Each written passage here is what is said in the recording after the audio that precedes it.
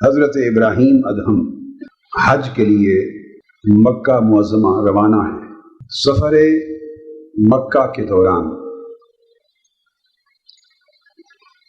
ہر قدم پر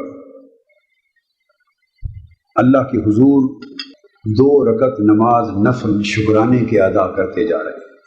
ہر قدم پر 2 نفل ادا کر رہے ہیں۔ در محبوب حاضری کے لیے کشاں کشاں وادی مکہ کی طرف بڑھ رہے ہیں، اور 14 سال حرم کعبہ پہنچنے تک ایک سفر حج کو لگ گئے۔ کتنے؟ 14 سال بعد اس ایک سفر میں جا کے وادی مکہ پہنچے۔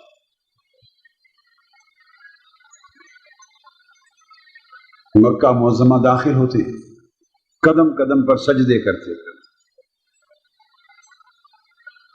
ان کے عالم اشتیاق کا اندازہ کریں کیا ہوگا، دل کے جذبات کی کیفیت کیا ہوگی، بے چینی، اضطراب، کتنے جوش پر۔ جب حرم کعبہ پہنچتے ہیں تو آگے کعبہ دکھائی نہیں دیتا،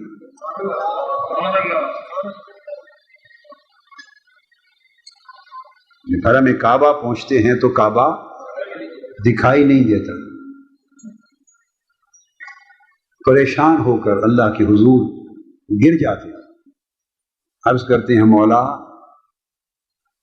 میں 14 سال قدم قدم پر تیرے سجدے عطا کرتا ہوا تیرے گھر پہنچا ہوں، اور یہاں آیا ہوں تو تیرا گھر موجود نہیں، کعبہ کہاں گیا؟ جواب آتا ہے ابراہیم بن ادہم میری ایک ضعیف بندی اسی گھر کے دیدار کے لیے آ رہی ہے، کعبہ اس کے استقبال کے لیے،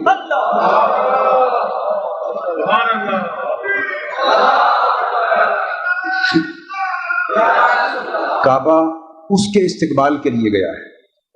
حضرت ابراہیم بن ادہم کانپ جاتے ہیں کہ مولا کوئی ایسا بھی ہے کہ کعبہ اس کے استقبال پہ جاتا ہے؟ اللہ پاک نے فرمایا ہاں رک جا، وہ بڑھیا، وہ ضعیف بندی میری پہنچنے والی، پہنچنے پر اس کا منظر دیکھنا، اور وہ حضرت رابعہ بصری، وہ حضرت رابعہ بصری۔ اب ابراہیم بن ادہم کعبہ کو بھول گئے اور رابعہ بصری کے انتظار میں کھڑے ہیں کہ اب اس کو دیکھتے ہیں، کعبہ جسے دیکھنے کے لیے گیا ہے۔ جب حضرت رابعہ بصری وہاں پہنچی اور کعبے کو اپنے استقبال میں آگے بڑھ کے کھڑا دیکھا تو ان کی دھاڑیں نکل گئی، رو پڑی، ایک چیخ نکلی، سجدے میں گری۔ ابراہیم بن ادہم دیکھ رہے، چیخ کے عرض کرنے لگی مولا میں مکان تھوڑا دیکھنے آئی تھی، مکین دیکھنے کو آئی تھی۔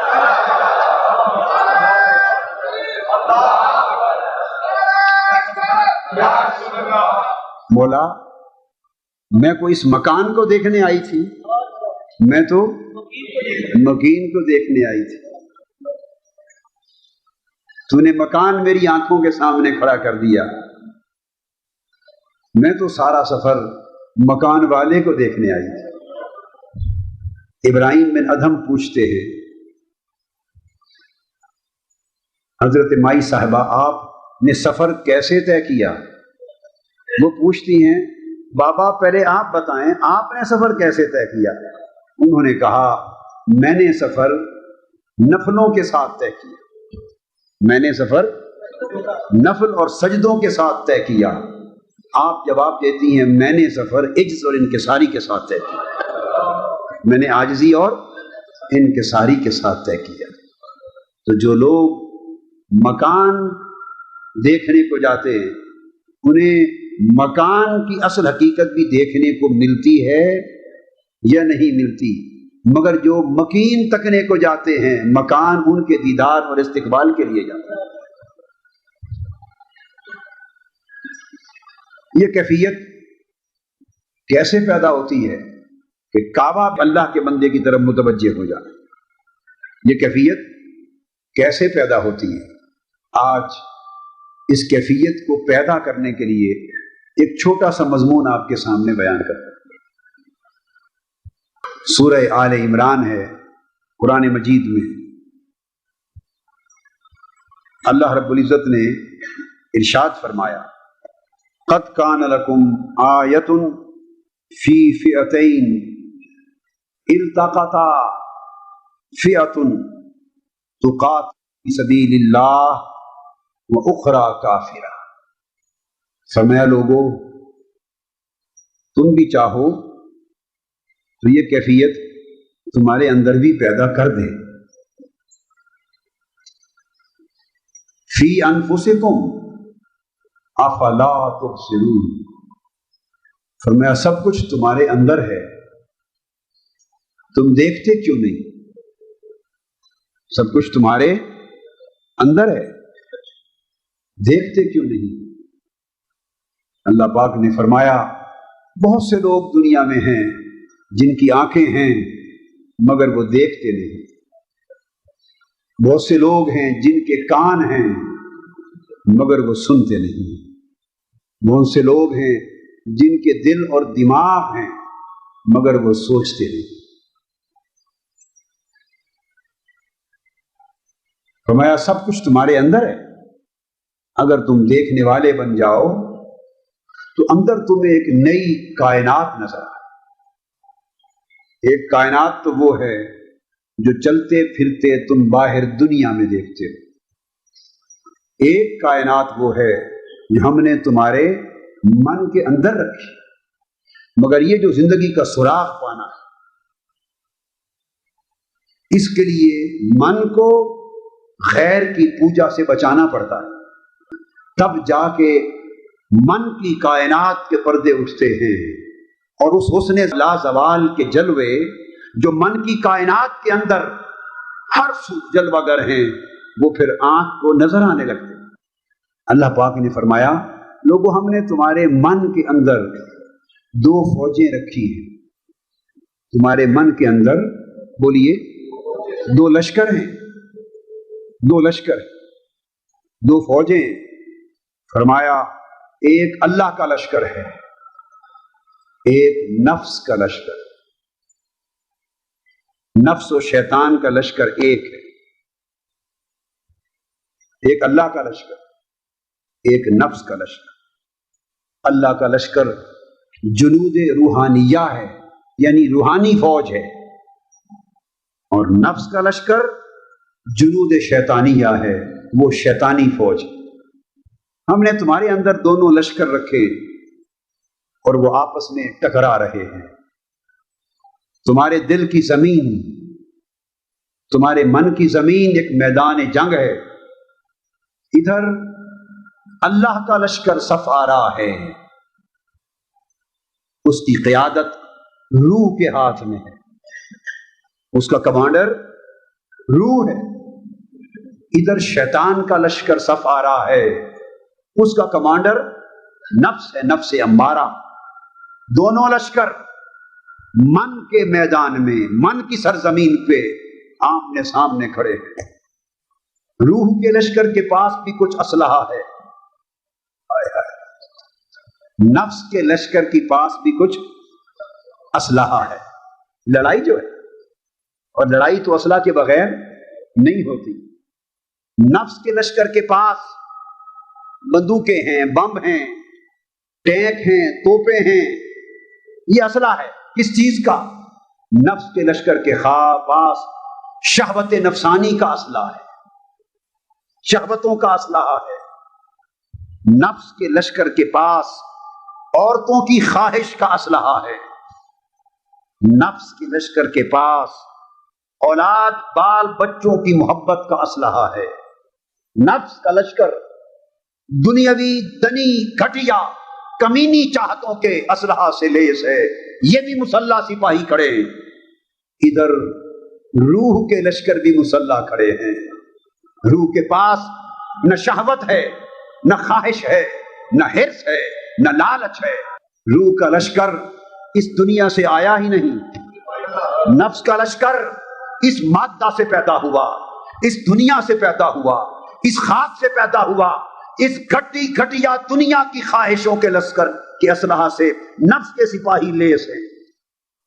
روح اور اس کے سپاہی اس دنیا سے پیدا ہی نہیں ہوئے. روح کا لشکر اس میدان جنگ میں اداس کھڑا ہے. روح کا لشکر اداس کھڑا ہے، حیران کھڑا ہے، پریشان کھڑا ہے. نفس کے لشکر کو کمک پہنچ رہی ہے پیچھے سے. شرق سے غرب تک پوری دنیا نفس اور شیطان کے لشکر کو کمک پہنچاتی جا رہی ہے، پہنچا رہی ہے. ادھر روح کی دنیا، اس کے سپاہی پریشان کھڑے، مضطرب کھڑے. میں نے ان سے پوچھا روح کے کمانڈر سے کہ تیرا لشکر پریشان کیوں کھڑا ہے؟ وہ روح کا لشکر جواب دیتا ہے کہ میرا مد مقابل نفس اسی دنیا سے ہے، ساری دنیا اسے کمک پہنچا رہی ہے. میں اور میرے سپاہی اس دنیا سے آئے ہیں، ہم مالا اعلیٰ سے آئے ہیں. روح بتا وہ کون سی دنیا ہے؟ تو اور تیرا لشکر کہاں سے آیا ہے؟ کچھ تو بھی بتا. اس نے کہا میرا اسلحہ وہ تھا جو وہاں رہ گیا. وہ اسلحہ کیا تھا؟ روح کہتی ہے ایک آواز آئی تھی، الستو بربکم، الستو بربکم، کیا میں تمہارا رب نہیں ہوں؟ روحیں بول پڑی تھی ہاں مولا، قالوا بلا، تو ہی تو رب ہے. ہمارا اسلحہ اس مولا کی قربت تھی، ہمارا اسلحہ اس رب کی محبت تھی، ہمارا اسلحہ اس رب کے حضور سجدے تھے، تسبیح تھی، اس کی معرفت تھی، اس کی محبت تھی، اس کی طاعت تھی، اس کا تقویٰ تھا، اس کے انوار تھے، اس کی تجلیات تھے. ہم مالا اعلیٰ میں رہتے تھے. دائیں تکتے تھے تو ملائکہ نظر آتے تھے، بائیں تکتے تھے تو ارواح انبیاء تھی، اوپر نظر اٹھاتے تھے تجلیات الہیہ آتی تھی، نیچے نگاہ ڈالتے تھے عرش اور آسمان کی ملکوت کا نظام تھا. ہم تو نور کی دنیا کے رہنے والے تھے. میرے لشکر کو اس مادی پنجرے میں بند کر دیا گیا. نفس اپنے دیس میں ہے، نفس اور اس کا لشکر اپنے دیس میں ہے. روح کہتی ہے میں اور میرا لشکر پردیس میں ہے. ان کے پاس ساری متاع دنیا ہے، یہ اس پر اتراتے ہیں، یہ اس پر گھمنڈ کرتے ہیں، اپنی طاقت پہ گھمنڈ کرتے ہیں، دنیاوی ذرائع وسائل پہ گھمنڈ کرتے ہیں. مگر میں گھمنڈ کروں تو کس پر؟ میرا نخرہ نہ رہا. آئے میرا نخرہ تو تھا ساجن کے ساتھ. روح کہتی ہے میرا نخرہ تو تھا اپنے دیس میں مولا کی قربت کے ساتھ. میرا ناز تو تھا جہاں تجلیات الہیہ کا پرتو ہوتا تھا. میرا حسن تو تھا اس عالم انوار میں. میرا تو روپ چھن گیا. اس لیے مولانا روم نے کہا نا، فرماتے ہیں اس بنسری سے پوچھو، یہ بجتی ہے اور رلا دیتی ہے. اس سے پوچھو کیا داستان سناتی ہے، کیا شکایت کرتی ہے. بانسری سے مراد مولانا روح فرماتے ہیں انسان کی روح ہے. فرمایا روح کی بانسری جب بجتی ہے، آپ کبھی صحراؤں میں جائیں، دیہاتوں میں جائیں تو چھوٹی چھوٹی جو پگڈنڈیاں ہوتی ہیں اور ریتلے میدانوں میں لوگ بنسری بجاتے ہیں. کبھی آپ نے اس بنسری کی لے سنی؟ اس بنسری کی لے کان میں نہیں اترتی، جگر کو چیر کے نیچے اتر جاتی. اس بنسری کی لے کو سنو، لگتا ہے کوئی ہجر کی داستان سنا رہی ہے، کوئی غم و فراق کی داستان سنا رہی ہے. مولانا روم فرماتے ہیں اس روح کی بانسری سے سنو، یہ رو رہی ہے، کوئی داستان سنا رہی ہے. کس بات کی شکایت کرتی ہے؟ آگے جب روح سے سنا تو جواب دیتی ہے یہ روح اپنے فراق اور غم کی داستان سنا رہی ہے، اپنے غم و فراق کی داستان سنا رہی ہے. وہ غم اور فراق کس بات کا؟ کَذْنَيَسْتَان تا مرا بَبَرِيدَان از نفیرم مردزن نالیدان. روح کی بانسری کہتی ہے میں کتنی اچھی تھی، اپنے درخت کی ٹہنیوں کے ساتھ جڑی ہوئی تھی، اپنے درخت کے تنے کے ساتھ جڑی ہوئی تھی. مجھے تری ملتی تھی، وقت تھا کہ میں بھی سرسبز و شاداب تھی، میں بھی آباد تھی، میں ایک ٹہنی تھی، مجھ پہ ہرے بھرے پتے تھے، مجھ پہ بہار آتی تھی، مجھ پہ پھل پھول لگتے تھے، مگر ہائے ایک آرا چلا، اس نے کاٹ کر مجھے اپنے وطن سے جدا کر دیا اور خوش کر کے مجھے بانسری بنا دیا۔ میں جب سے اپنے وطن سے جدا ہوئی ہوں مجھے وطن کی بہاریں یاد آتی ہیں، ہائے ہائے مجھے وطن کی بہاریں یاد آتی ہیں۔ فرماتی ہیں چونکہ مجھے اپنے وطن سے کاٹ کر جدا کر دیا گیا، تب سے میں رو رہی ہوں، اور ہجر و فراق کی میری چیخ و پکار سن کر جنہیں تھوڑی سمجھ آتی ہے وہ بھی رو اٹھتے، جنہیں تھوڑی سمجھ آتی ہے وہ بھی رو اٹھتے۔ اے روح کی بانسری تو چاہتی کیا ہے؟ وہ کہتی ہے کہ اب میں اتنا چاہتی ہوں کہ سینہ خواہم شرح شرح از فراق تا بگویم شرح درد اشتیاق۔ اب تو میں اتنا چاہتی ہوں کہ کوئی میرا رونا سمجھنے والا ملے، ہائے ہائے کوئی میرے داستان ہجر و فراق کو سمجھنے والا ملے، کوئی میری داستان سمجھ سکے، کوئی میرا دکھ سمجھ سکے، کوئی میرا دکھڑا سمجھ سکے، کوئی میرا رونا دھونا سمجھ سکے، کوئی سمجھنے والا ملے، محرم راز ملے۔ اور محرم راز کیا ہوگا؟ شرح شرح از فراق، جس کا سینہ ہجر اور فراق کے غم سے خود پھٹ چکا ہوگا وہی میری داستان کو سمجھے گا، جس کا جگر خود پھٹا نہیں وہ میرا غم نہیں سمجھے گا۔ تاب گویم شرح درد اشتیاق، کوئی پھٹے ہوئے سینے والا ملے تو میں بھی اپنے غم اور محبت کی داستان اس کو سناؤں۔ یہ روح، وہ روح کہتی ہے میرا لشکر سارا ویران کھڑا ہے، جنگ ہے، اس مادی جنگ میں نفس کامیاب ہو رہا ہے، نفس کامیاب ہو رہا ہے۔ روح کو خوراک سجدوں سے ملنی تھی وہ بھی نہیں مل رہی، عبادت سے ملنی تھی وہ نہیں مل رہی، زہد اور ورع سے ملنی تھی وہ خوراک اور اسلحہ نہیں مل رہا، محبت الہیہ سے ملنی تھی وہ نہیں مل رہی، تقوی اور طہارت سے اسلحہ ملنا تھا وہ نہیں مل رہا۔ لشکر بے اسلحہ ہے، اس کے بعد اسلحہ کم ہے، نفس کی کمک زیادہ ہے۔ نفس من کی دنیا میں اس جنگ کو جیت گیا ہے، اس جنگ کو جیت گیا، روح ہار گئی، روح ہار گئی، اس تن کے پنجرے میں تڑپ تڑپ کے روح ہار گئی۔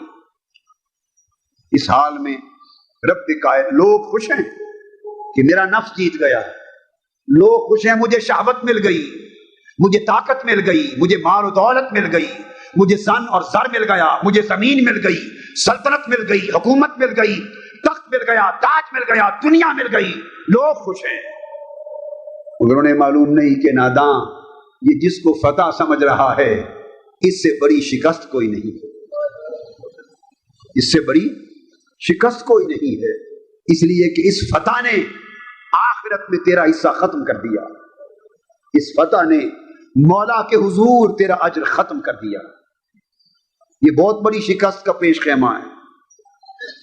اس پریشان حال انسان کو پھر عالم غیب سے ندا آتی ہے، بندے انسان، کچھ لوگ تڑپ کے روتے اور سوچتے ہیں مولا کیا کوئی سبیل ہے کہ اس دنیا میں رہ کر بھی روح جیت جائے، تیرا لشکر جیت جائے، تیرا لشکر مولا کا لشکر جیت جائے۔ جواب آتا ہے قل اعنبئکم بخیر من ذالکم، لوگوں نفس کی خواہشوں پہ اترانے والوں، مال و دولت دنیا پہ اترانے والوں، اولاد کی کثرت اور جوانیوں پہ اترانے والوں، کاروبار اور تجارت کی کثرت پہ اترانے والوں، بڑے بڑے اونچے محلات پہ اترانے والوں، تخت سلطنت و حکومت پہ اترانے والوں، ان تمام چیزوں پہ فخر کرنے والوں، سنو تمہیں یہ باغ، یہ سلطنت، یہ زمین، یہ نفس، یہ شہوتیں، تمنائیں، خواہشیں اتنی حسین لگتی ہیں۔ نفس نے کہا ہاں بڑی حسین لگتی ہیں، بڑی پیاری لگتی ہیں، ان میں دل بڑا اتراتا ہے، اس گھمنڈ میں بڑا مزہ آتا ہے۔ ایک آواز آتی ہے، روح کی وادی میں سنائی دیتی ہے، رب کائنات فرماتے ہیں قل أُنَبِّئُكُم بِخَيْرٍ مِّن ذَلِكُم محبوب، اب ایک اور بات بھی ان کو سنا دے اور کہیں، فرما دے لوگوں، تم نے دنیا کے باغ دیکھے، خوبصورت شاہراہیں دیکھی ہیں، بڑے بڑے محل بنائے ہیں، ان میں چشمے لگائے، ان میں خواہش نفس کی خواہشیں پوری کی، شہوتیں پوری کی، مال و دولت دنیا کمایا، تخت و سلطنت پہ جا بیٹھے، اور تم کھو گئے دنیا کے اس جھوٹے حسن و جمال میں، عارضی جمال میں کھو گئے۔ محبوب اب ان کو سنا، باری تعالیٰ کیا سناؤں؟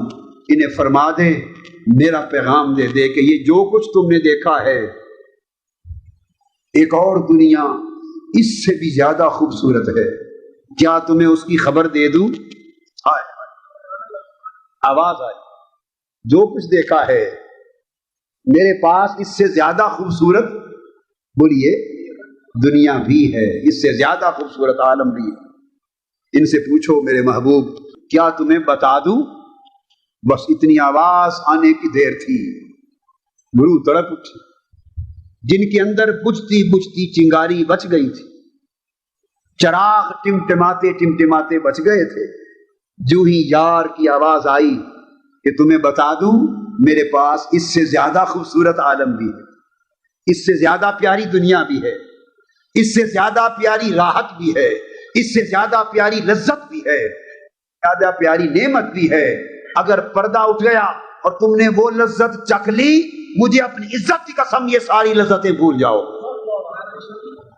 محبوب ان سے پوچھو، کیا بتا دوں؟ لوگوں نے کہا، باری تعالیٰ بتا دے۔ جواب آیا، للذین اتقوا عند ربہم، اگر میرے تقوی کی راہ پر آ جا، لوگوں سے ڈرنے کی بجائے چھوڑ دو لوگوں سے ڈرنا، مجھ سے ڈرنا شروع کر دو، لوگوں کا بندہ بننے کی بجائے فقط میرا بندہ بن جا، لوگوں اور مفاد کی غلامی کا پٹا گلے میں ڈالنے کی بجائے آج سے میری بندگی اور غلامی کا پٹا گلے میں ڈال دو، دنیاوی مفاد کی دہلیز پر سجدہ ریز ہونے کی بجائے آج سے میرے در پہ سجدہ ریز ہو جاؤ، میرا تقوی اختیار کر لو، آج سے میرے بن جاؤ۔ آج 15 شعبان کی رات ہے، 15 شعبان کی رات ہے، ایک سودا ہو رہا ہے، ایک پہلے وہ دکھا دیا، دنیا کا سودا دکھا دیا، اب رب کائنات فرماتا ہے آج کی رات کے گاہکوں کو، آج کی رات کے گاہکوں کو یہ سودا دیکھ لیا۔ آپ کپڑے کی دکان پر جاتے ہیں نا، شاہ عالم مارکیٹ جاتے ہیں نا، تو آپ کو دیکھ کر جیسا گاہک کی شکل صورت ہو، بذاقطع دکاندار اندازہ لیتا ہے کہ اس قیمت تک کا کپڑا لے گا، تو پوچھتا ہے جی فلاں کپڑا ہے؟ وہ کہتا ہے جی ہاں، وہ 8-10 تھان بچھا دیتا ہے، داخل ہوتے ہی پہلے دکاندار کیا کرتا ہے، 10-15 بلب جلا دیتا ہے، ہائے ہائے ہائے، 10-15 بلب، بڑے بڑے بڑے بڑے بلب ٹیوبیں جلا دیتا ہے داخل ہوتے ہی۔ آپ کو سمجھ نہیں آتی وہ کیوں جلاتا ہے؟ گاہک کو کیا سمجھ، گاہک شاید سمجھتا ہے کہ میری عزت کے لیے جلایا ہے، نہیں، اپنا سودا چمکدار کرنے کے لیے جلاتا ہے، روشنیاں جلا دیتا ہے، پھر اس کے بعد تھان بچھا دیتا ہے، اور جو حسن جھلک پرنٹ میں جو چمک دمک نہیں ہوتی، وہ 10-15-20 بلبوں روشنیوں کے ذریعے ان میں چمک، دیکھو میری بات سمجھو، جو چمک اس حقیقت میں نہیں ہوتی، جو حقیقت میں چمک نہیں ہوتی، اس چمک کی جھلک پیدا کر دیتا ہے۔ کاش سمجھ آ جائے، کاش وہ جھلک نہیں ہوتی، انسان بہک جاتا ہے، وہ جھلک پیدا کر دی جاتی ہے، اور وہی جھلک، وہی چمک انسان کو مار جاتی ہے، وہ اس کی چمک دمک دیکھتا ہے، گرویدہ ہو جاتا ہے۔ بہت سے گاہک تو اسی گھٹیا کپڑے کے خریدار آتے ہیں، خرید کے لے جاتے ہیں، آتے ہیں خرید کے لے جاتے ہیں، آتے ہیں خرید کے لے جاتے ہیں، 50 گاہک آتے ہیں، اسی چمک میں مارے جاتے ہیں، خرید کے لے جاتے ہیں۔ شام کو ایک گاہک اور آتا ہے، ایک گاہک، اس کے لیے بھی 8-10 بلب آن کرتا ہے، وہ گاہک کرتا ہے مجھے اس چمک میں نہ مارو، مجھے اصل حقیقت دکھا دو، جو کپڑے کی اصل حقیقت ہے مجھے اسے تکنے دو، ان بلبوں کی چمک نہ دکھاؤ۔ وہ بجلی بند کروا دیتا، روٹین کی روشنی رہتی۔ انارکلی والا، پیرس مارکیٹ والا، جی اور کیا کیا نام ہے، بانو مارکیٹ والا، سارے بلب بند کروا دیتا ہے۔ گاہک کہتا بھائی کپڑا جو کچھ ہے مجھے وہی دیکھنے دو، اس کا حقیقی چہرہ دیکھنے دو۔ وہ اس کے آمنے 8 10 12 15 تھان پھینک دیتا ہے، وہ ہاتھ لگاتا ہے چھوڑ دیتا ہے، ہاتھ لگاتا ہے چھوڑ دیتا ہے، ہاتھ لگاتا ہے چھوڑ دیتا ہے۔ دوسرے وہ کہتے ہیں اور دیکھو باؤ جی، وہ 5 10 اور گراتا ہے، وہ ہاتھ لگاتا ہے چھوڑ دیتا ہے، اور دیکھو باؤ جی۔ 15 20 تھان دیکھ کر گاہک نکلنے لگتا ہے، کہتا ہے کیا بات ہوئی باؤ جی، نہیں خریدنا؟ جی نہیں، یہ سودا نہیں خریدنا۔ اس وقت وہ سمجھ جاتا ہے کہ یہ گاہک کسی اور شے کا خریدار ہے، یہ کسی اور شے کا خریدار ہے۔ کہتا ہے پلٹ کے آ جاؤ، قل ہا، اس وقت آواز آتی قل انبئکم بخیر من ذالکم، گاہک واپس نہ جا۔ سارے گاہکوں کے لیے تو یہی کچھ تھا کہ اکثر گاہک یہی خریدتے رہتے ہیں، لگتا ہے تو کسی اور چیز کا خریدار ہے، تیرے لیے بھی میرے پاس سودا ہے۔ پھر وہ بھیجتا ہے لڑکے کو، اوپر جا فلاں الماری سے تھان اٹھا کر لا، پھر اور تھان آ جاتے، وہ اس گاہک کی طلب کے مطابق تھان پیش کرتا ہے، وہ گاہک خریدتا ہے۔ پھر اس تھان وہ تھان ہر ایک گاہک کو نہیں دکھائے جاتے، ہر ایک کو تو دکاندار گاہک کے چہرے سے پہچان لیتا ہے کہ کس شے کا طالب ہے، کس شے کا طالب۔ آج ہم داتا صاحب بھی جاتے ہیں، میاں میر بھی جاتے ہیں، اللہ کے گھر میں بھی آتے ہیں، اللہ والوں کے پاس بھی جاتے ہیں۔ ہفتے کے دن میں نے بھی میں دوستوں سے کہا کرتا ہوں، ملاقات عام کا ایک وقت مقرر ہے، سینکڑوں لوگ ہفتے میں اس دن آ کے ملتے ہیں، میں صبح و شام دیکھتا ہوں، جو جہاں جاتا ہے، جو جہاں جاتا ہے، کوئی کہتا ہے دعا کر دیں میرا مقدمہ جیت جاؤں، کوئی کہتا ہے اولاد ہو جائے، کوئی کہتا ہے کاروبار بڑھ جائے، کوئی کہتا ہے رزق مل جائے، کوئی کہتا ہے نوکری مل جائے، کوئی کہتا ہے قرض اتر جائے، کوئی کہتا ہے کوٹھی مل جائے۔ الغرض صبح سے شام تک سنو، جتنے گاہک آتے ہیں مطلب کی چیز مانگتے جاتے ہیں۔ میں کبھی کبھی دیکھتا ہوں ایسا گاہک کبھی نہیں آتا جو کہے کہ مولا ملتا ہے، ایسا گاہک نہیں آتا۔ وہ زمانے گئے، وہ زمانے گئے جب لوگ اس کے گاہک تھے، جب لوگ آج اس کے گاہک کہاں ملتے ہیں، اور پھر وہ سودا بھی کہاں ملتا ہے، وہ سودا بھی کہاں ملتا ہے۔ بھلے دن گئے، بھلے دن، لوگ تو آج دنیا کی چمک کے طالب ہیں، لوگ تو آج دھوکے کے طلبگار ہیں، دھوکے کے طلبگار ہیں، لوگ آج گھٹیا چیز کے طلبگار ہیں، اس مالا اعلیٰ کی اونچے سودے کا طلبگار نہیں ہے۔ اللہ پاک نے فرمایا آؤ لوگوں میرے پاس ایک اس سے اونچا سودا بھی ہے، اور وہ سودا کیا ہے؟ فرمایا اس سودے کی بھی قسمیں ہیں، فرمایا فرحت الجنات۔ مولا سمجھ گیا کہ یہ مادی، نفسانی، شہوانی، شیطانی سودا کا طلبگار بولیے نہیں ہے، یہ بندہ اعلیٰ چیز مانگتا ہے، یہ بندہ اعلیٰ چیز مانگتا ہے۔ رب کائنات نے فرمایا آؤ اس گھٹیا کے مقابلے میں اعلیٰ سودا بھی ہے، ذرا اس کو دیکھو۔ تو فرمایا عند ربہم جنات، آؤ ایک فرحت جنات بھی ہے،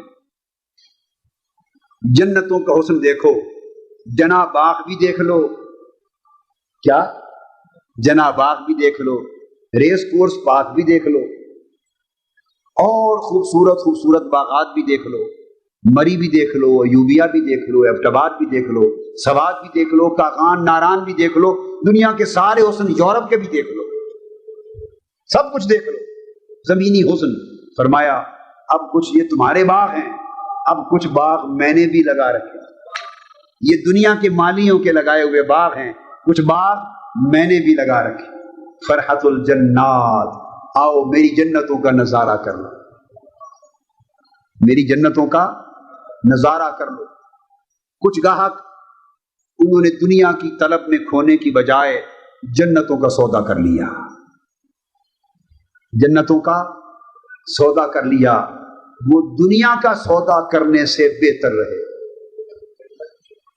دنیا چھوڑنے سے غرض نہیں، چھوڑنے کی بات بولیے، چھوڑنے کی بات نہیں کر رہا۔ یہ نہیں کہہ رہا کہ گوال منڈی کے سیری پائے چھوڑ دو، سیری پائے نہیں چھڑا رہا، نسبت روڈ کے سیری پائے نہیں چھڑا رہا، گوال منڈی کی مچھلی نہیں چھڑا رہا، حلوہ پوری نہیں چھڑا رہا، میری بات سمجھ گئے؟ کھانا پینا رہنا یہ نہیں چھڑا رہا۔ میں تو کہہ رہا ہوں کہ اس کے سوداگر نہ بنو، اس کو برتو، اس کو اپنی سواری بناؤ، دنیا کو اپنی سواری بناؤ، اسے اپنے اوپر سوار نہ کرو، اسے اپنے اوپر سوار نہ کرو، اسے پہنو مگر ٹوپی نہ بناؤ، جوتا بنا کے پہنو، استعمال کرو، ضرورتیں پوری کرو، سب کچھ کرو، کوئی پابندی نہیں، مگر اس پر اتراؤ نہیں، اس پر بھروسہ نہ کرو، اس میں بک نہ جاؤ۔ بکنے کے لیے ایک اور سودا ہے، بکنے کے لیے ایک اور سودا ہے، اور وہ کیا؟ کچھ لوگ پھر جو دنیا کے سوداگر نہ بنے، انہوں نے جنت کا سودا کر لیا۔ کچھ لوگوں نے کہا مولا یہ نہیں، اس سے کوئی اچھا سودا بھی ہے تو دکھا، ہائے اس سے کوئی اچھا سودا بھی ہے تو دکھا۔ اللہ پاک نے فرمایا کہ یہ تھوڑے اور اچھے گاہک ہیں، یہ تھوڑے کہ جنتوں کے بھی سوداگر نہیں، ہائے ہائے ہائے، جنتوں کے بھی سوداگر نہیں، یہ بھی ان سے اونچے ذوق والے گاہک ہیں۔ فرمایا پھر تجری من تحتها الانہار خالدین فیہا، آگے آؤ، اب تمہیں جنتوں کے وہ حصے دکھاتے ہیں جہاں میری رحمت کی نہریں چل رہی ہیں، ہائے ہائے، جہاں میری قربت کے، جہاں میری رحمت کی نہریں چل رہی ہیں، میری محبت کے چشمے ابل رہے ہیں، چشمے ابل رہے ہیں، اور محبت والے ان چشموں کے ارد گرد بہ کر ان محبت کے چشموں کے پانی پی رہے ہیں۔ طالبان رحمت ان رہنوں میں غسل کر رہے ہیں، کناروں پر بیٹھ کر ان نہروں سے منہ دھو رہے ہیں۔ فرمایا آؤ، یہ جنت کے وہ اعلیٰ مقام ہیں کہ جہاں نیچے میری رحمت کی، میری محبت کی، میری شفقت کی، میری عطاؤں کی، میری نعمتوں کی نہریں بہ رہی ہیں۔ یہ لوگ ان باغات میں بھی جو اعلیٰ حصہ ہے اس کے طلبگار ہیں، ان کو تھوڑا سا جنتوں سے بھی اونچا سودا دکھا دیا، اوپر لے گئے۔ کچھ لوگوں نے فرحت الانہار، وہ بہنے والی نہروں کا سودا کر لیا، کئیوں نے ان کا سودا کر لیا، حکم ہوا۔ جنہوں نے جنات کا سودا کیا، حکم ہوا ان کو جنت کے بڑے بڑے باغ الاٹ کر دو، ان میں بڑے بڑے محل دے دو، یہ وہ محل چھوڑ کے آئے ہیں، انہیں یہاں محل دے دو، یہاں انہیں کوٹھیاں دے دو، یہاں انہیں مسکن دے دو، باغات دے دو ان کو۔ بعضوں کو اس سے اوپر کہا انہیں میری رحمت کی نہریں دے دو، انہیں میری شفقت کے چشمے دے دو، یہ بھی پیے، جنت والے مقیم لوگ بھی پیے۔ کچھ لوگوں نے کہا مولا اس سے اونچا سودا بھی ہے تو ہم تو اس کے لیے۔ فرمایا آؤ، وازواج مطہرۃ، اب جس طرح دنیا کی سنگتیں تھیں اس طرح اس جنت میں بھی کچھ اعلیٰ سنگتیں ہیں۔ بعضوں نے کہا مولا ہم تو، باقی تو ہر چیز کی خیر ہے، ہم تو پیاری سنگتوں کے طالب۔ آئے دنیا میں دوستیاں کرنے والوں، دنیا میں دوستیاں کرتے ہیں نا، کن بنیادوں پر کرتے ہیں دوستیاں؟ اس سے دوستی کرتے ہیں مجھے نوکری دلوا دے گا، اس سے سنگت کرتے ہیں مجھے مال و دولت دلوا دے گا، اس سے سنگت کرتے ہیں تھانے میں میرا کام کروا دے گا، اس سے سنگت کرتے ہیں میرا دنیاوی کام کاج ہوگا، اس سے سنگت کرتے ہیں میرا مطلب حل ہوگا، اس سے سنگت کرتے ہیں بیٹے کو افسر بنوا دے گا۔ ہاں دنیا کی بھی سنگتیں ہیں، مجھے یہ دلا دے گا، یہ دلا دے گا۔ کچھ لوگ ہوں گے مولا ہم دنیا کی ساری سنگتیں ٹھکرا کر آئے ہیں، ساری سنگتیں ٹھکرا کر آئے ہیں، کچھ اچھی سنگتیں ہیں تو تم وہ عطا کر۔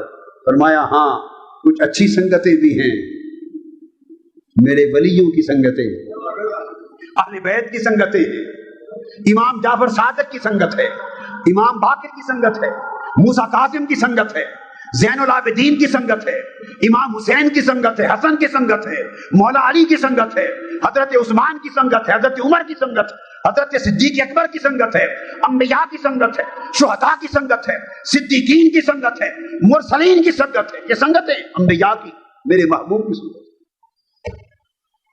آؤ ان کو یہ سنگتیں دے دو، یہ دنیا کی مادی سنگتیں چھوڑ کے آئے ہیں، انہیں جنت اور آخرت کی اعلیٰ سنگتیں دے دو۔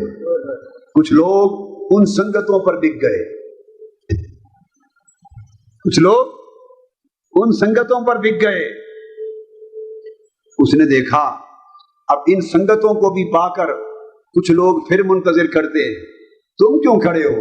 مولا ان سے اونچا بھی کوئی سودا ہے تو بتا۔ مولا پاک نے فرمایا یہ کوئی بڑے ہی اچھے سوداگر ہیں۔ فرمایا آ جاؤ، تم نے جنات، میری جنتوں کی فرحت و لذت کو دیکھ لیا، تم نے میری رحمت اور شفقت اور لطف و کرم کی نہروں کی لذت و راحت کو دیکھ لیا، تم نے جنت کی اعلیٰ پاکیزہ سنگتوں کی لذت و حلاوت کو دیکھ لیا، اب تم اس سے بھی اونچا چاہتے ہو؟ حکم ہوگا فرشتوں ان کو پھر لے آؤ، جنتوں سے آگے لے آؤ۔ آگے لے گئے، آگے گئے تو ایک وادی آ گئی، ایک وادی آ گئی۔ اس وادی میں داخل ہوئے، پتہ چلا جو لوگ میری خاطر دنیا طلبی بھی چھوڑتے ہیں، جو میری خاطر دنیا کا مفاد اور غرض بھی چھوڑتے ہیں، اور جو میری خاطر حتیٰ کہ جنت کی لعنت بھی چھوڑتے ہیں، جو میری خاطر بہتی نہروں کی طلب بھی چھوڑتے ہیں، جو میری خاطر جنت کی سنگتوں سے بھی اوپر جاتے ہیں، فرمایا آؤ انہیں میری رضا کی وادی میں داخل کر دو۔ یہ وادی رضا ہے، یہ وادی رضوان الہی ہے، وردوان من اللہ، یہ خدا کی رضا کی وادی ہے، رب کی مسکراہٹ کی وادی ہے، رب کے راضی ہونے کی وادی ہے، رضوان کی بارشیں ہو رہی ہیں، خدا کی رضا کی ٹھنڈی ہوائیں چل رہی ہیں، تو عالم سے کرتی ہے بیگانہ دل کو عجب چیز ہے لذت آشنائی۔ یہ کون لوگ ہیں؟ تو مولا کی خاطر ساری دنیا کو ناراض کر کے آئے تھے، سب کو ناراض کیا، رب کی رضا لی، رب نے کہا یہ بندہ دو عالم سے خفا میرے لیے ہے، اس کو میری رضا میں داخل کر دو، اس کو میری وادی رضا میں داخل کر دو۔ اس نے شاہان وقت کو ناراض کر لیا، اس نے دنیا کو ناراض کر لیا، اس نے برادری کو ناراض کر لیا، برادری نہیں مانتی تھی، اس نے کہا نہیں مانتی تو جائے۔ اس نے بھائیوں کو ناراض کر لیا، بھائی نہیں مانتے تھے، کہتے تھے شراب پہ نہ چلو تکلیف ہوگی، اس نے کہا ہوتی ہے تو ہوتی رہے، بھائی بھی جائیں۔ خونی رشتے قربان کر دیے، برادریاں قربان کر دی، علاقے قربان کر دیے، ساری سنگتیں چھوڑ دی، مفاد چھوڑ دیا، سارے جگ کو ناراض کر لیا۔ کس لیے؟ بندے بتا تو نے سارے جگ کو ناراض کس لیے کیا؟ بندہ کہتا ہے مولا تیری رضا کے لیے۔ ہائے ہائے، میں نے سنا تھا کہ جو سارے جگ کو ناراض کر کے تیرے پاس آئے گا تو کہے گا کہ یہ بندہ دو عالم سے خفا میرے لیے ہے، تو کہے گا یہ میری خاطر سب کو ناراض کر کے آیا ہے، آؤ میں اسے اپنی رضا کی گود میں بٹھا لوں، اپنی رضا کی گود میں بٹھا لوں۔ یہ طالب بن کے آیا تھا، آؤ اسے مطلوب بنا لوں، یہ محب بن کے آیا تھا، آؤ اسے محبوب بنا لوں، یہ منتظر بن کے آیا تھا، آؤ اسے منتظر بنا لوں۔ تو کسی نے کیا خوب کہا کہ ایک شعر ہے، مجھے اس کا غم نہیں ہے، مجھے اس کا غم نہیں ہے کہ بدل گیا زمانہ، میری زندگی ہے تم سے کہیں تم بدل نہ جانا۔ مولا میں تو تیری طاق میں آیا، تیری رضا کے لیے آیا، تیرے مکھڑے کی طلبگار۔ کچھ لوگ اللہ کی رضا کی وادی میں، مولا اچھی وادی ہے ہمیں یہی ٹھکانہ دے دے، حکم ہوگا ان کو میری رضا کی وادی میں مسکن دے دو، ہائے میری رضا کی وادی میں مسکن دے دو۔ بڑے اونچی طلب رکھنے والے، بڑے اونچا ذوق رکھنے والے خدا کی رضا کی وادی میں ٹھہرا دیے گئے۔ اچانک دیکھا کچھ لوگ وہاں بھی اداس کھڑے ہیں، ان سے پوچھا ارے میری رضا کی وادی تک آ گئے ہو، اب کیوں اداس کھڑے ہو؟ انہوں نے کہا مولا ہم نے راتوں کے بستر چھوڑے تھے، ہم نے دنیا کی راحتیں تج کر دی تھی، بڑی بڑی دنیا کی نعمتیں چھوڑ دی تھی، بڑے بڑے لالچ تھے دنیا کے ٹھکرا دیے تھے، بڑے بڑے مفادات تھے ان کو چھوڑ دیا تھا، ہم پر بڑے بڑے خوف آئے ہم نے پرواہ نہ کی، بڑی تکلیفیں آئیں پرواہ نہ کی، سارا کچھ جو اٹھایا دنیا میں برداشت کیا، ان باغوں کے لیے تو نہیں کیا تھا۔ آئے آئے اچھا، جو نرم گداز بستر چھوڑے راتوں کے اندھیروں میں روتے تھے، بڑی بڑی راحتیں چھوڑتے تھے، تکلیفیں اٹھاتے تھے، مولا ہم نے چشموں اور نہروں کے لیے تو سب کچھ نہیں چھوڑا تھا، اچھا مولا یہ سب کچھ چھوڑ دیا تھا دنیا میں، ہم نے یہ ان دنیا آخرت کی سنگتوں کے لیے نہیں چھوڑا تھا۔ رضا تو مل گئی مولا، رضا تو مل گئی، مگر ہم نے ایک بات سنی تھی تیرے محبوب نے قرآن کی زبان میں اور اپنی حدیث پاک کی زبان میں، ایک کہا تھا جو رب سے پیار کرے گا رب آخرت میں اسے اپنے مکھڑے کا دیدار عطا کرائے گا۔ مولا ہم نے تو سارا کچھ چھوڑا تھا اس انتظار میں کہ وہ لمحہ کب آئے گا جب تیرا دیدار نصیب ہوگا، تیرے مکھڑے کا دیدار نصیب ہوگا، رب کائنات کا حکم آئے گا، ملائکہ یہ تو عاشق لوگ لگتے ہیں، آئے آئے یہ طالب نہیں، یہ تو عاشق ہیں، لاؤ واللہ بصیر بالعباد، ان کو وادی رضا سے اٹھا کر وادی دیدار میں پہنچا دو، اس مقام پر پہنچا دو، ینظر الیہ، ینظر الیہم وینظرون الیہ، اس مقام پر لا کر اپنے عاشقوں کو کھڑا کر دیا جائے گا، حکم ہوگا میرے اور میرے عاشقوں کے درمیان پردے ہٹا دیے جائیں، ملائکہ ہٹ جائیں، دنیا ساری ہٹ جائے، کوئی راستے میں پردہ حائل نہ رہے، جب عاشق لا کے کھڑے کر دیے جائیں گے حکم ہوگا ینظر الیہم وینظرون الیہ، حکم ہوگا لوگوں اب میری طرف تم تکو، میں تمہاری طرف تکتا ہوں۔ نعرہ تکبیر، نعرہ رسالت، میری طرف تم میری طرف تکو، میں تمہاری طرف تکتا ہوں، اور معلوم نہیں کتنی دیر تک وہ عاشق اپنے محبوب کا رخ تکتے رہ جائیں گے، اور کب تک وہ انہیں تکتا رہ جائے گا۔ یک نگاہ ناز جانا قیمت ایمان با، اس ایک نگاہ کے لیے سب کچھ قربان کر دیا جائے، مگر یہ مقام نصیب کن کو ہوگا؟ اس کے لیے ضروری ہے کہ پہلے باطن میں شوق کی چنگاری بھڑکے، راستہ بتا رہا ہوں، ضروری ہے کہ باطن میں شوق کی بولیے چنگاری بھڑکے، اور اس چنگاری کو طلب آخرت اور اللہ کی طلب اور محبت کی پھونک لگے، طلب اور محبت کی پھونک لگے، اس پھونک سے عشق کی آگ بھڑک اٹھے، عشق کی آگ بھڑک اٹھے، اور عشق الہی کا جو شعلہ ہے وہ اس طرح بھڑکے کہ شہوتوں اور خواہشوں کے سارے حجاب جلا کے راکھ کر دے، شہوتوں اور خواہشوں کے حجاب جلا کے راکھ کر دے، جب راکھ ہو جائیں تو پھر مطلع قلب صاف ہو جاتا ہے، مطلع قلب صاف ہو جاتا ہے، اس پر پھر انوار الہیہ کی بارش ہوتی ہے، انوار الہیہ کی بارش ہوتی ہے، پھر وہ شخص اللہ کے طالبوں میں اور اس کے عاشقوں میں داخل ہوتا ہے، اور وہ درجہ بدرجہ سفر کرتا ہے، مگر پھر اس شخص کے لیے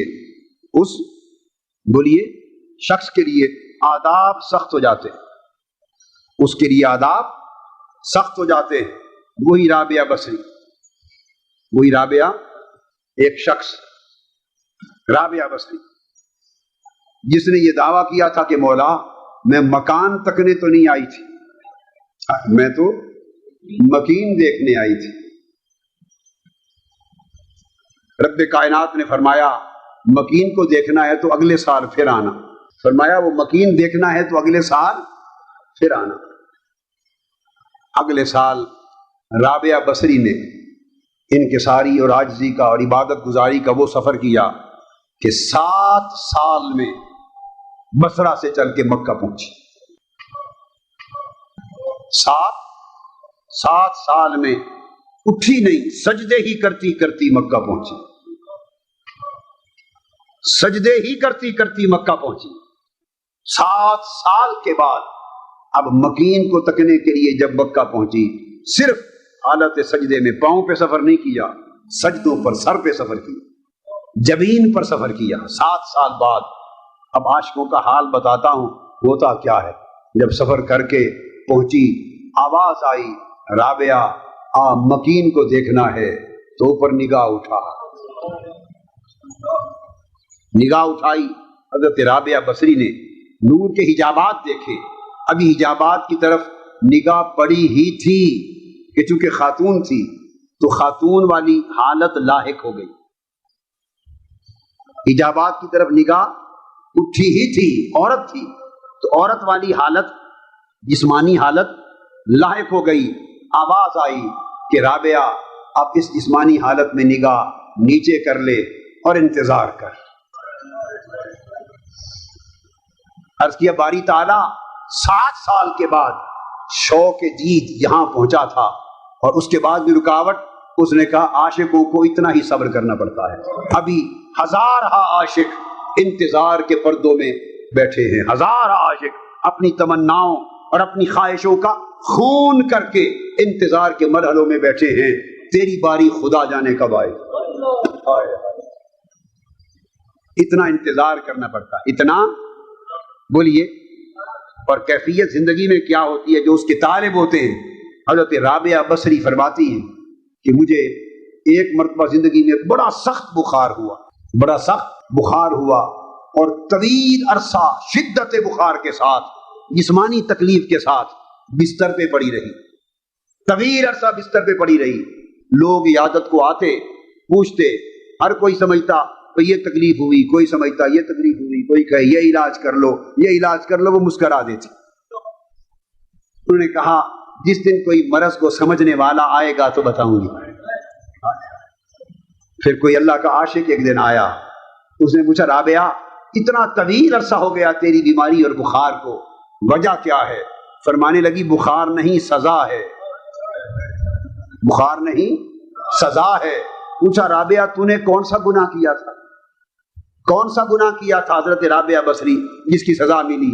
فرمانے لگی بہت بڑا گناہ کر بیٹھی۔ کیا تھا؟ عرض کیا کہ دل میں ایک دن جنت کی خواہش آ گئی، ایک دن جنت کی خواہش آ گئی، عالم غیب سے مجھے آواز آئی، چڑکا گیا، اور آواز آئی چڑک میں رابعہ پیار ہم سے کرو اور طلب جنت کی کرو، محبت ہم سے کرو، دعوی محبت ہم سے اور طلب جنت کی۔ اس چڑک سے آج کے دن تک بیمار پڑی۔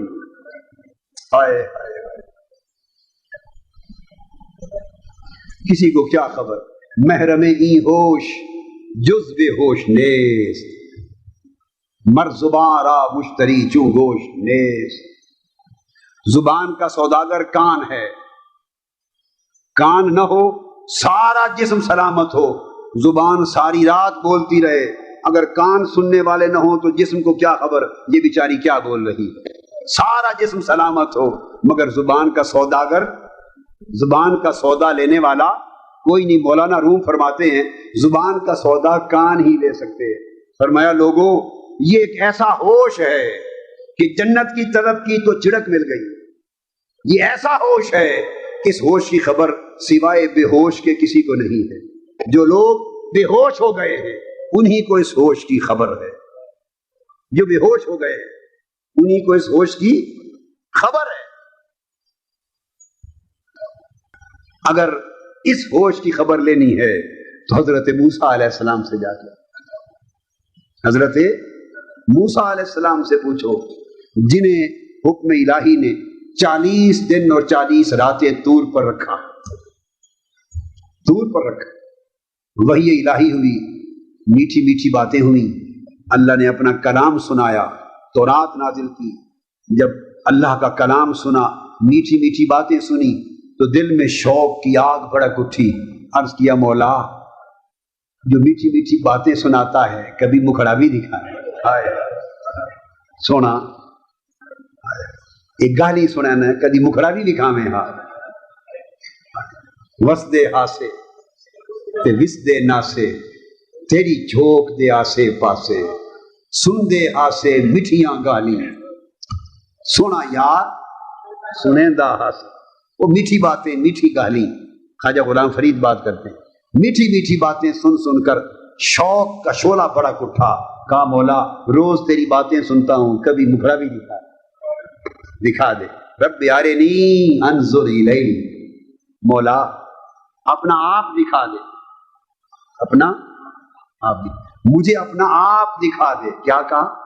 رب ارنی انظر الیک مجھے اپنا آپ دکھا دے.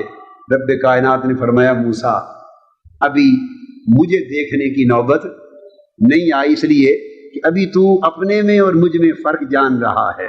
تو یہ کہتا ہے نا مولا مجھے اپنا آپ دکھا دے. ابے یہ ہوش ہے کہ تو مجھے ہے اور میں ہوں. ابھی یہ ہوش ہے کہ میں ہوں اور تو ہائے ہائے. قرآن پڑھیے نا رب ارنی مولا مجھے اپنا آپ دکھا دے. انظر الیک کہ میں تجھے تک سکوں. تو ندا یہ عارفوں کی بات ہے. یہ عارفوں کی بات ہے.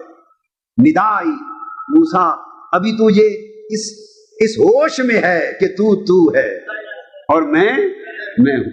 اور محرم ای ہوش جز بے ہوش نیست. جب تک تیرے میں ہونے کا ہوش باقی ہے اور میرے تو ہونے کا ہوش باقی ہے تب تک میں کیسے دکھاؤں. میں بھی تو بھی تو اتھے بلا کون نمانا. تو کیا ہوا حکم؟ فرمایا دیکھ میں اس پہاڑ پر تجلی گراتا ہوں اگر وہ قائم رہے تو دیکھ لینا. ایک تجلی پہاڑ پہ گری پہاڑ ریزہ ریزہ ہو گیا. تجلی الہیہ کے پرتو سے پہاڑ راکھ ہو گیا اور اس کے انعکاس سے حضرت موسیٰ بے ہوش ہو گئے. لوگوں کو کیا خبر لوگ سمجھتے ہیں ویسے بے ہوش ہو گئے. نہیں محرم ای ہوش جز بے ہوش نیست. وہ اس طرح معنی کا بے ہوش نہیں کرنا تھا جیسے ہم اور آپ ہوتے ہیں. جیسے ہم اور آپ بے ہوش ہوتے ہیں وہ بے ہوش کرنا نہیں تھا. نہ وہ کرنا تھا نہ وہ بے ہوشی ہوئی. بے ہوش کیا ہوئے؟ محرم ای ہوش جز بے ہوش نیست. جو یہ ہوش تھا کہ میں اور تو اس ہوش سے بے ہوش کرنا تھا. اس ہوش سے بے ہوش کرنا تھا. تجلی الہیہ کا پرتو پڑا اور کسی اور عمل سے بے ہوشی ہو نہیں سکتی.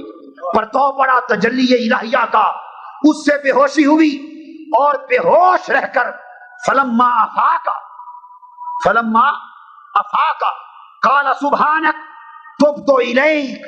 جب ہوش میں آئے تو پہلا ہوش جاتا رہا. جب ہوش میں آئے تو پہلا ہوش جاتا رہا تھا. من تو شدم تو من شدی من تن شدم تو جا شدی تاکس نگوید بعد ازی من تھی گرم تو تھی گری. وہ جو پہلا ہوش تھا کہ میں تو وہ ہوش جاتا رہا تھا. اور جب اس سے بے ہوش ہوئے اور نیا ہوش آیا تو نئے ہوش پر بول اٹھے تب تو الیک مولا میں نے اپنا آپ چھوڑ دیا تیری طرف صبر کر دیا. میں نے تیری طرف توبہ کر لی. میں نے تیری طرف توبہ کر لی. اب لوگوں کو معلوم ہی نہیں کہ تیری طرف توبہ کرنے کا معنی کیا ہے. اس توبہ کا مطلب یہ تھا مولا میں نے اپنا آپ چھوڑ دیا. ہائے ہائے میں نے اپنا آپ چھوڑ دیا اور چل پڑا. اپنا آپ چھوڑ کر چل پڑا. کدھر؟ الیک تیری طرف. اب تو ہی تو رہ گیا. اب تو ہی تو رہ گیا. تو جب یہ مولا کریم کی بارگاہ میں حضرت موسیٰ علیہ السلام بولے مولا میں نے اپنا آپ چھوڑ دیا. میں سے نکل آیا. میں سے نکل آیا. اب میں خود نہ رہا صرف خدا رہ گیا. میں نے خودی کو چھوڑ دیا اور خدا کی طرف چل پڑا.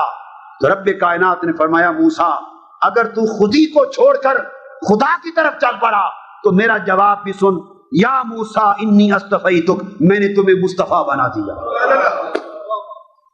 میں نے تمہیں استفا چن لیا، میں نے تمہیں مقام استفا دے دیا، میں نے تمہیں مصطفیٰ بنا دیا۔ تو حضرت موسیٰ اپنے مقام کے انتہا پر پہنچے، حضرت موسیٰ اپنے مقام کی انتہا پر پہنچے، اس انتہا پر جہاں انہوں نے خود کو چھوڑ دیا، خود کو چھوڑ دیا، اپنے مقام کی انتہا پر پہنچے تو مصطفیٰ بنے۔ تو حضرت موسیٰ کی انتہا ہوئی تو مصطفیٰ ہوئے، اور کملی والے کی ابتدا ہوئی تو مصطفیٰ ہوا۔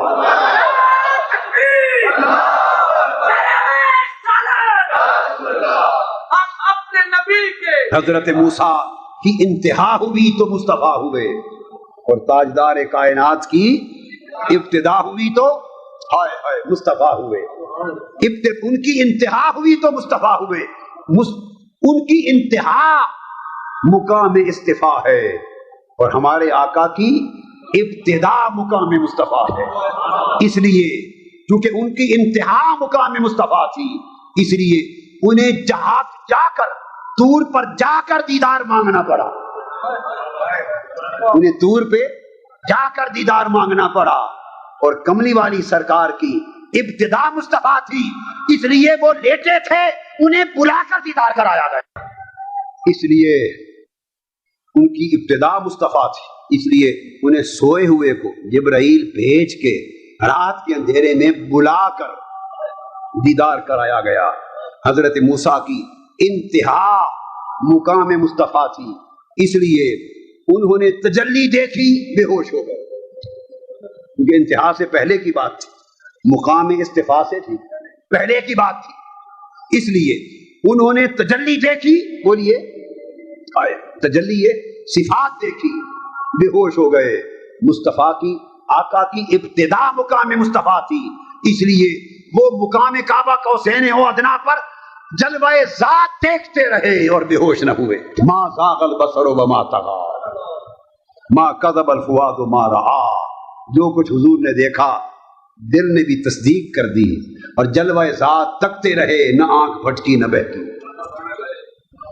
لوگوں، یہ جو رات ہے آج کی، یہ اس لیے آئی ہے، اور اس طرح کی راتیں جتنی بھی آتی ہیں اس لیے آتی ہیں کہ ان راتوں کو، ان کی حقیقت اگر آپ پالیں، ان کی حقیقت اگر آپ پالیں تو کسی کو جلوہ طور کی روشنی کی کرن مل جائے، اور کسی کو جلوہ کعبہ قوسین کی روشنی کی کرن مل جائے۔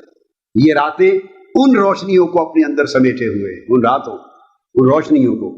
اس کے لیے ضروری ہے کہ ہم بھی ایک سفر کریں، ہم بھی ایک، اور سفر کے 3 مرحلے ہیں۔ کتنے؟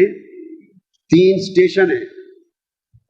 آپ نے کراچی جانا ہو نا، ایک اسٹیشن یہاں سے چل کے ملتان جنکشن آ گیا، یہاں سے چلے ملتان کا جنکشن آ گیا، پھر اس کے بعد آگے ملتان سے چلے سکھر کا، روڑی کا جنکشن آ گیا، ملتان سے چلے روڑی کا جنکشن آ گیا۔ 2 مرحلے، سفر کا 3را مرحلہ، پھر روڑی سے ایندھن لے کے چلے کراچی جا پہنچے، تو 3 آ گیا نا سٹاپ منزل تک۔ اسی طرح اس سفر کے بھی 3 سٹاپ ہیں، ایک ہے، اور یہ توبہ کا سفر ہے، تب تو الیک، ایک ہے گناہ سے، خطا سے ثواب کی طرف توبہ کرنا،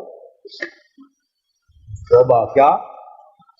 خطا سے، بولیے، ثواب کی طرف۔ خطا کو چھوڑ دو، آج کی رات توبہ کرو، آج کی رات توبہ کرو، گناہ سے توبہ کرو،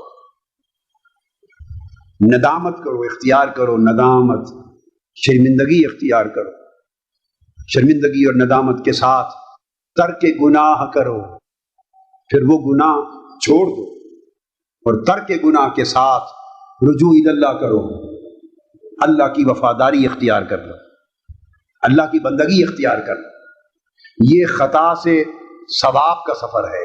توبہ کا پہلا جنکشن آ جائے گا، پہلا جنکشن آ جائے گا۔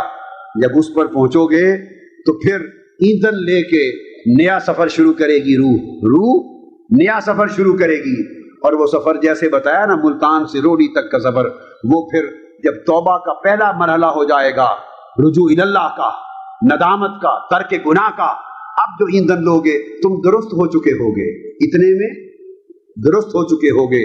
اب دوسرا سفر درستگی سے پختگی کا سفر ہوگا. درستگی سے پختگی کا سفر. نیکی پر آ گئے، اب نیکی میں پختگی آ جائے گی. خیر پر آ گئے، اب خیر میں استقامت آ جائے گی.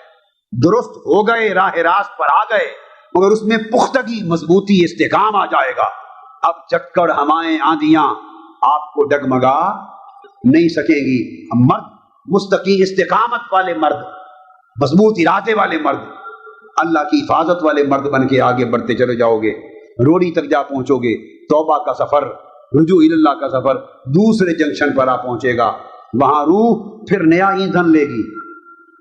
کیا؟ روح کا انجن نیا ایندھن لے گا. اور جب اس ایندھن کے ساتھ روح چلے گی تو وہ تیسرا سفر خودی سے خدا کی طرف ہوگا. خودی سے بولیے خدا کی طرف سفر ہوگا، جس کا ذکر میں نے قرآن مجید سے کیا. پھر جنتوں سے چلو گے، دیدار تک جا پہنچو گے. جنت سے چل کر بولیے نا دیدار تک کا سفر. اور کتنے خوش نصیب وہ لوگ ہیں جن کا آخری اسٹیشن دیدار پہ جا کے رکتا ہے. کتنی اچھی سواریاں ہیں جو دیدار کے اسٹیشن پہ جا کے اترتی ہیں. اس مقام پر جب انسان پہنچتا ہے پھر آواز آتی ہے ہم وہاں ہیں جہاں سے ہم کو بھی کچھ ہماری خبر نہیں آتی. آج کی 15 شعبان کی رات اس روحانی سفر کی رات. اس کی ابتدا نوافل سے کرو، سے کرو، توبہ سے کرو.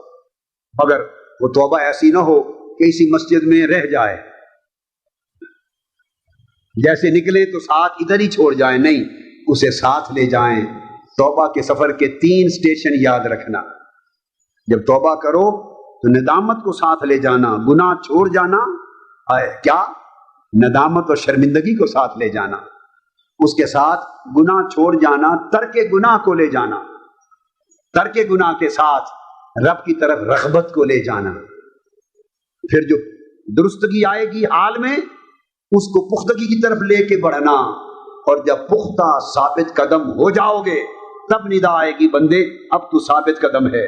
اب خواہشیں تجھے ڈاماڈول نہیں کر سکتی. دباؤ، ڈر، خوف تمہارے اندر گھبراہٹ نہیں کر سکتا. ہرس، لالچ، نفس، شیطان، دنیا. جب رب کریم دیکھے گا نا کہ میرا بندہ اب پھسلنے سے نکل گیا، تب آواز آئے گی بندے اب تو راہ استقامت پر پختہ ہو گیا ہے. اب تجھے اگلا مزہ چکھائیں اور خودی سے خدا کی طرف لے کے چلے. جب خودی سے خدا کی طرف چلو گے پھر جنت سے لے کر دیدار کی وادی تک جا پہنچو گے. اور اللہ کے بندوں نے یہ سفر طے کیے. آج رات اس سفر کا ارادہ کرو. تو لوگوں کیا خواہش نہیں کہ یہ گوال منڈی بھی رحمت منڈی بن جائے؟ نہیں خواہش؟ توبہ منڈی بن جائے، اللہ کی محبت کی منڈی بن جائے. بولو نا، اس کی معرفت کی منڈی بن جائے، اس کی یاری کی منڈی بن جائے. آؤ اس کو ایسی منڈی بناؤ کہ لوگ چل چل کے اس منڈی کو دیکھنے آئیں. چل چل کے اس منڈی کو دیکھنے آئیں. یہاں رب کا پیار بکے، یہاں رب کی محبت بکے. اور یہ آپ لوگوں نے کرنا ہے، یہ کسی غیر نے نہیں کرنا. من کے اندر ہے، وہ بجھ گیا تھا، ہم نے بجھا دیا تھا. اس وطن کو چھوڑ کے جو آ گئے تھے، پردیس کو دیس بنا بیٹھے تھے، پردیس کو دیس بنا بیٹھے تھے، غیر کو اپنا بنا بیٹھے تھے، جھوٹ کو سچ بنا بیٹھے تھے، دھوکے کو حقیقت بنا بیٹھے تھے. اب مولا نے پردہ اٹھانے کا راستہ بتا دیا. اس نے کہا لوگوں یہ پردیس ہے جسے دیس سمجھتے پھرتے ہو، آؤ پردہ اٹھاؤ، اب تمہیں واپس دیس کی طرف لے چلتے ہیں، دیس کی طرف لے چلتے ہیں. آؤ اچھا سفر کریں. رب کائنات آپ پر، آپ کے گھروں پر، آپ کی نسلوں پر اور پورے گرد و نواح پر اپنی رحمتوں، برکتوں اور بخششوں کی بارش فرمائے.